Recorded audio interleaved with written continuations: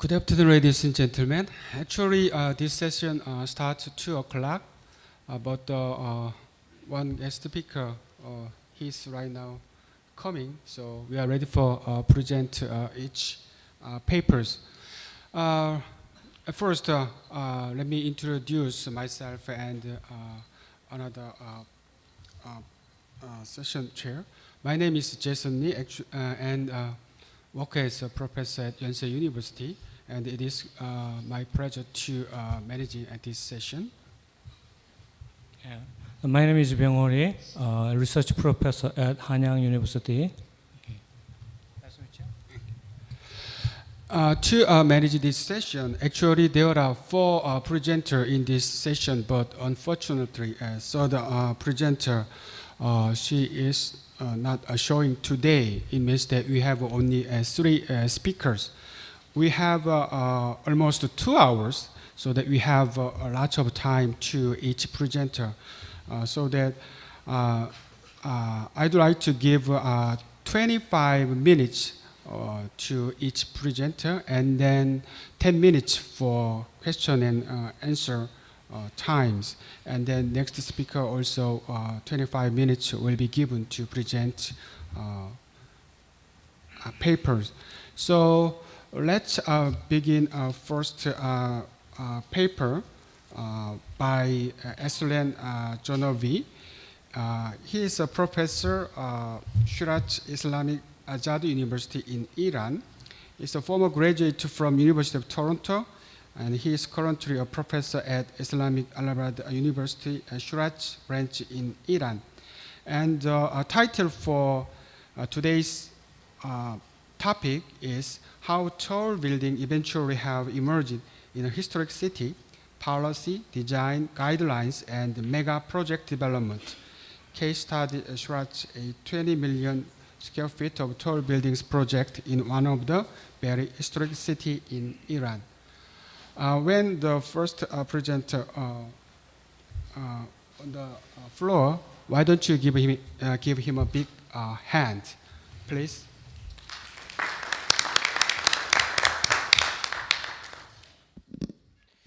Good afternoon, ladies and gentlemen.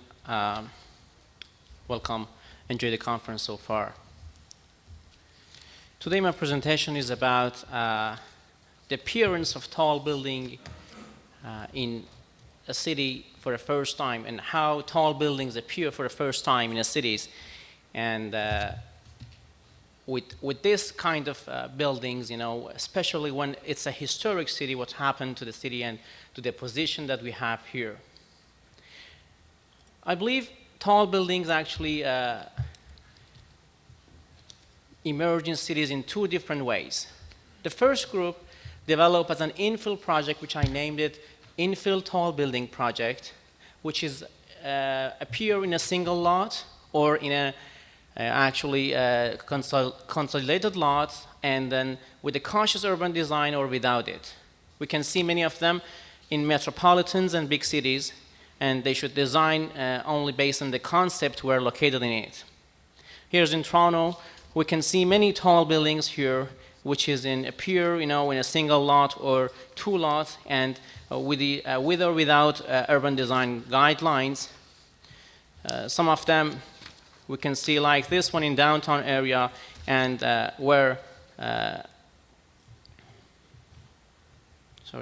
in downtown area, or it's coming to the uptown here, and most of them are just in a lot, and you know, just as infill tall building project. We can see even with an urban design guideline that we have a podium, you know, at the top, and you know, but again, as a 1 building or 2 building just in a lot. We can see many of them in eastern countries such as Kuala Lumpur and Singapore, and then in these ones, the lots in just the buildings appear a little without paying attention to the context and neighborhoods, and they are not really essential to be harmonized with the context of the area. The second group of emerging and appearance of tall buildings is this one, the having master plan for a group master plan for a group of tall buildings with a solid urban design guideline, and most of the time shaped the harmonic manner. We can see some of them around the globe and mostly in metropolitan cities. They created based on a very fundamental study and absorb a considerable population. They can be used as residential or workspace or both. The most popular one is a Bowery Park in New York. We can see in a dockland area, which is before like this in a reclaimed land, based on an urban design guideline, and very specifically we have such a building with the harmonic materials, height, shade, and everything inside those. And then in this ways, there are a cluster of tall buildings, and with the cluster of tall buildings appear in a site and then appear such as this. Or another one is La Défense in Paris, that we can see that a cluster of tall buildings with each other, like this one with an urban design guideline appear here, and then we can see such a skyline in a city, in an inner city like this one, based on the master plan and pre-design urban design ones, with a very live open space and urban space that we can see in this building. I don't care to the architecture of each building, but most of them are designed and built based on the very solid urban design and the pre-designed master plan for this part. We can see some of the pictures of the area which is created by clustered buildings and tall buildings, which absorb many population inside it. Now, what happened in historic cities when, with a very conservative political systems, and how could tall building emerge in this way? I'll go through a case study which we went through almost 4 years till now, and then it's regarding a historic city in one of the cities in Iran. As you know, this is Iran, and there is a city on the southern part of Iran with the name of Shiraz, with the 2 million people, the population here. A city, you can see here, a city with a historic inner city, gardens, and different historic and conservative architecture that we have over there.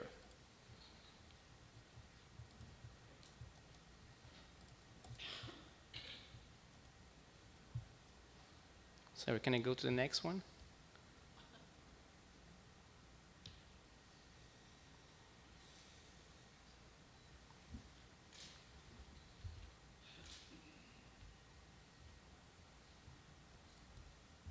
There's no keyboard. Next one, please. Yes. The city of Persepolis. The city of such an old buildings here, which we want to appear and bring and emerge tall buildings. A lot of opposition. A city of very great and old and historic mosque and architecture. A historic gate here around here, and then and very cautious urban design in 100 years ago, which prepared and which designed the gate based on this line here and the corridor at the side. A city where 100 years ago or 200 years ago, this building was the tallest building in the city. And this building is almost more than just 20 meters. A city of beautiful houses and gardens. Very beautiful gardens, houses, which is conservative and historic area. And nowadays, a city of plazas and a square with mostly two low-rise building with a large size coverage. And most of them is here, you can see that not going beyond 2, 3, or 4. And very special areas around the dry river that there is in the city. There is a almost 6 to 8 story building here that we have around the new built area around the city. So in this situation, with this kind of building, many people and developers wants to have a tall building. They want to invest in tall buildings, where and how they can do that. New concepts for a building, arises. This is a concept for almost 5 years ago in a city, and then in an inner city, many opposition to that one. And this one, when happened this one, actually a letter with 10,000 signs, sent to the higher level of government and said that we don't want this one. We don't want such a huge building close to this part of the, this size of the houses. And then, although 3-story of the building was built, the people stopped it. And, the city urged to buy it and then change it, I don't know, to the parking garage or whatever as it's now, and never continue. Another one's, the only tall building with almost 20-story, it's on the adjacent to the mountain here, and a little bit not close to the inner city area, which is right now, it's finished. And this is, because with the considerable distance to the built area here, and again, although a lot of opposition appeared to this building, but it's built, and now it's the only tall buildings with a city of 2 million people. Okay, Shiraz is a city like this one. The dry river has passed through this way. That's a belt around the city, the corridor, a very belt, and all of the infrastructure is coming through this belt. There is a very main corridor, very important and main corridor, which is passed, and the only north access to the city from this corridor. And there is prohibited to build beyond this belt. But the land here is very high demanded in this area, and because of this, we can see that many towns appears around this corridor. This is one of the most important corridors, which is access to the city. Another highway which goes from the inner city and goes through this way and connected to the corridor at the north in this way. This is the corridor which I showed you, and this is the towns which appear around the city like this. This is the mother cities here, and you can see all the towns and very low-rise 1- or 2-story buildings located here. Well, okay, the story is this one. There is a land which the area is 700 hectares, as just adjacent to the belt, round belt around the city. And then the ownership of this land is for 17 different parties. These 17 parties had permission previously, almost 10 or 15 years ago, from higher level of government that they can build 1.5 million square meter pure housing project with 5,500 units inside. They subdivided the project, the land, all of that, and although they had the permission from the higher level of government, the city resisted to give them the local permit to build this one. At that time, when I came back from Canada to run, I had a meeting with the head of planning department and the mayor. They just asked us, okay, what happened? We have a 700 hectare land here, and it's really important places, and then they want to subdivide all of the land. This is the only land that we have around the city in a good place and good climate. Then we proposed that the best thing and the best solution for keeping and preserve this land is to build a high and tall building project, just 10% of the land here, and then the rest will be for the green and park area on the side. This is the 10% ones. A lot of roads inside. It's a town, I named it. A corridor, 2 main roads, and the secondary ones here. This is the belt, and this is just almost 10 minutes walking to this one. And we have at the here subway stations that all of the infrastructure coming to the belt in this area. You can see, not beyond the belt, we have such a population. The inner city here, city center, a buffer of gardens, and again a development until to the belt at this side. You can see how is the situation of the around of the site just before the belt. This is a lot of density till here, which is the belt finish. This is the new and this is the old. Well, the design is in 65 hectare with a difference with the elevation of 80 meters almost from down to top. And the water is coming through that one from the higher mountain around the city. So the design is based on the density that we were supposed to actually allocate for the site. And then this is the highway, which I explained, and this is the 65 hectare of land with the two main roads. One is this and one is this, a very important intersection. The design was based on the courtyard, which is the courtyards, shape the neighborhood. Another thing, this one, is that because we had a limitation that each party has its own density out of 17, so we have to prepare a package for each of which that could separate from each other and build it separately. So based on this criteria, we designed it, and then we started to put volumes how that its shapes. You can see the volumes that shapes the neighborhood here in this area, and then started to put tall buildings to reach the density that we wanted at that time. Two towers at the intersection of this part for just, as an iconic towers for emphasis of intersection at this part of an urban design.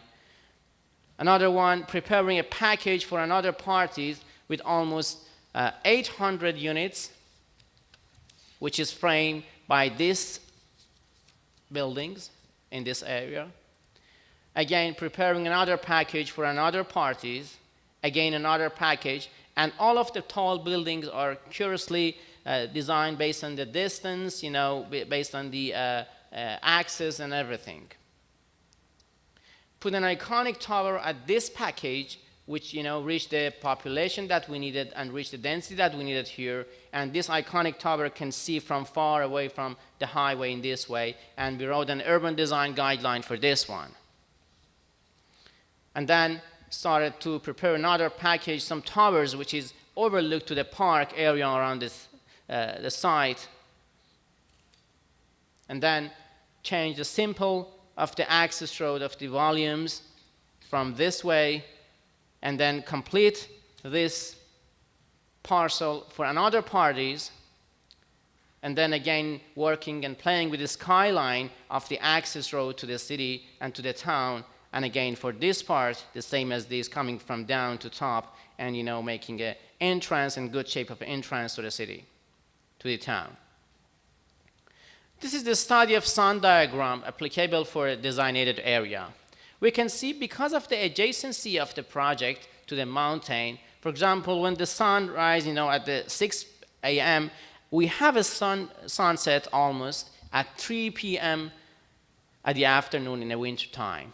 So we did the same for all the study of sun diagram and sun study, sunrise study, and then based on these items, we modeled all of the towers and the project.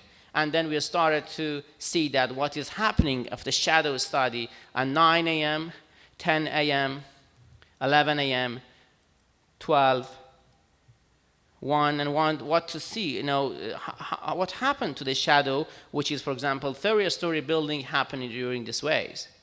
And then after that, we can see that at 2 p.m., because we modeled the mountain, the shadow of the mountain coming to the project is really absorbed and affected by a microclimate situation here in this area. And then at the almost 3 p.m., we can see half of the site has the shadow, and from 3 p.m., we don't have any sun rays, at the back. So this is the very special ones. Based on this situation, we started again to change the height of the towers. And finally, we found what is the best one. Superimposing the shadows, when we superimpose the shadows, we found the places that we have always sun, here, sun rays. And based on that one, we put a park and different stuff at the activities, and the places that we have always sun. Wind study, what we did here, because there is a very topography and the mountain just beside the site, like this one is a wall-shaped mountain here, so we have the wind coming and getting through this mountain and go to the city from this way. So this is the site, and the wind that we have through the site is this way. So based on the wind and the sun study that we did, again, we changed the shape and the form of the towers, and then the master plan shape like this. The master plan, in a master plan, we describe everything. And after that, started to write an urban design guideline for each of the neighborhood, for each of the packages which belong to a parties. This is the final model of the project. You can see the towers intersection, how these iconic towers work here. You can see again the intersection, the schools and everything here, a package like this, a package like this for different parties to build. And again, 2 main roads here and here. You can see the view from physical model. And the main road, which is commercial at the side of the main road here, which is connected to another main road, which is the residential only. As I told you, the ownership of the project is for 17 parties of the land, and each of which has their own density. We phase in one, and then again phasing the project. Another phase happened like this.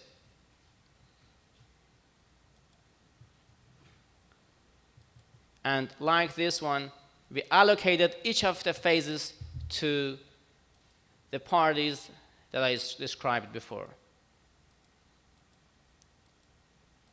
And by this one, the project complete.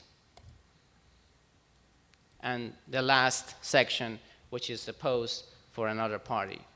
So by this one, we put 1.5 million pure residential square meter, almost 2 million square meter residential plus parking and everything in the 65 hectares, with allocated for 5,500 units in the city, and the solution is just with tall building. And then these items should go to the different parties and different sites based on the areas and FAR that they have. This is the skyline of the towers and tall buildings in a mountain that we can see here. The final digital model, how the entrances, how each package shapes, and different ways, how the corridors in different areas. This and this, the intersection, 2 iconic towers, main roads, how they connected each other at the back, and this is the virtual, actually, simulation of the project on the land. So this highway was not built at that time, but right now is working here, and the project with a close adjacency to the mother city is located at this site, and we can have a tall building, almost 30-story building at this part. And this is the view that we have in a real site and real land. This is another view from the site that we have it from the human view.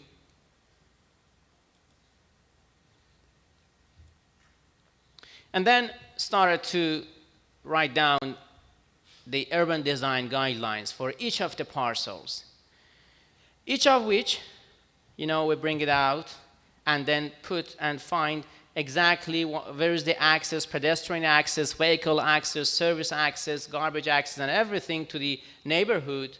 And from this one, we bring a package to give it to the architecture, to the architects to design it based on the UDG that we wrote down. So, for example, this parcel should be like that one. Again, we built a model here with the height, again, and control, and check all of the size and everything, and write down here the height, the setback, and everything in this one, and preparing the urban design guidelines for building, for example, this is 12-story for 30-story and for all of those, and this is the final architectural model here, which is located within the area like this, based on the urban design that we had it before. Again, for this project, in this part, is a 6-tower with almost 30-story building, 30-story. Each tower is 30-story. And then, we design it architecturally. For example, this has almost 300 sheet plan, and this is just the concept of the project, how it's shaped. The core for the 30-story building, and then the shaft, the elevators, as a structural element coming up, the stairs and the shaft and piping just around the core is coming out, and the slabs here inside the core. And after that, the structural column and walls is coming up here. As you know, that Iran is a very seismic situation, and you have to pay attention a lot to the lateral force and different stuff. And then the slabs coming up, podium and slabs on the top, and this is the section what we have here. I'm sorry, again, you have to write out because it's a phone. And we go through a detailed planning of the project, 4-bedroom apartment, 2-bedroom apartment, and all of them are model, we can change it, the areas. And after that, we went to do skin study, which, we divided the skin of the project to the 8 different parts, and each part has its own, specification. And then based on this sun study and sun diagram study, we found that, okay, for example, in Tower A, what we have here, and then what happened when, for example, at 3 p.m. in the evening, what happened to the tower here, and then what is the shadow, and which side, we have a shadow, which side we have actually the sun rays, and based on that, the depth of the balcony and whatever, we found it. And based on these studies, it's really comprehensive study we did here in this way. We started to design the facade of each section of 8, And then we designed it based on the parcels, concrete ones, and then we designed each division differently, physical model for study, and this is the finished facade of the project that we have it for each part. And this is the final project, for example, for the tower that we had it at that time. This is the final view of the project, which is right now under construction. Most of the buildings are under construction. That's it. Thank you very much. Hopefully. Okay, thank you very much. Professor Aslan introduced the big project in Iran. So that now it is time for question and answer. So if you have any questions about his presentation, please raise your hand and then please say your questions. There are some mics ready for your questions in the middle of the aisle.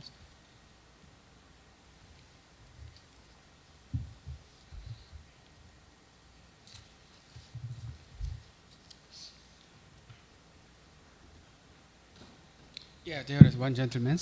Okay, Aslan, interesting project. Thank you for presenting it.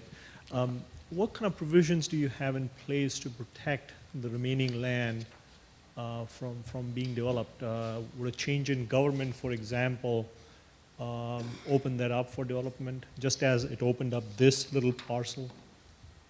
I'm sorry, can you repeat your question? Sure. You shared with us a concept that showed how you can only use 10% of the land with tall towers, pack the density there, and preserve the rest of the land. How is that land going to be preserved in perpetuity? Is it through some binding document, or what prevents the government coming in, different government from coming in the future and saying, let's develop that as well? Yeah. Now that we have this development in place. Yeah. Okay, the city actually accept the proposal of 10% based on the owners, 17 parties, was, they went to the transfer the ownership of the land to the city.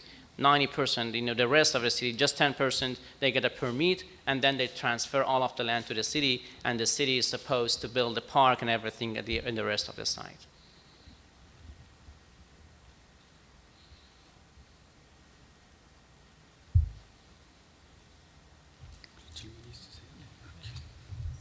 Let me ask a question. You introduced the great projects in Iran. I'm very interested in the Islamic architectural context in the projects, especially the landscape design. I think it reflects the existing a little bit complex urban existing context in the new project. It's very interesting. But for me, there's the question, if the new town is a little bit apart from the existing city, usually in the cases, the problem is traffic, the problem between the existing city and the new town. Yeah. And then the other problem is a social problem. Existing city and the new city is for me, it can be the economic situation is much different from the existing city and new town. How do you think about the kinds of problem? Okay.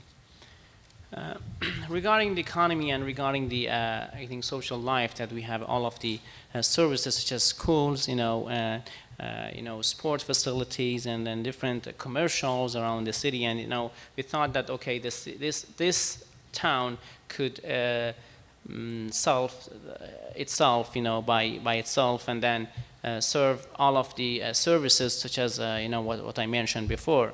And because the distance between this town and this the mother city is not much more, it's almost I think it's 10 minutes walking actually to the subway station, and it's just very close to the and adjacent to the border and to the belt of the city. So because of this one, I think we thought that there is no separate from the mother city. Just we can see all of them together, as a project. Okay. Any further questions? Okay, thank you for your presentations.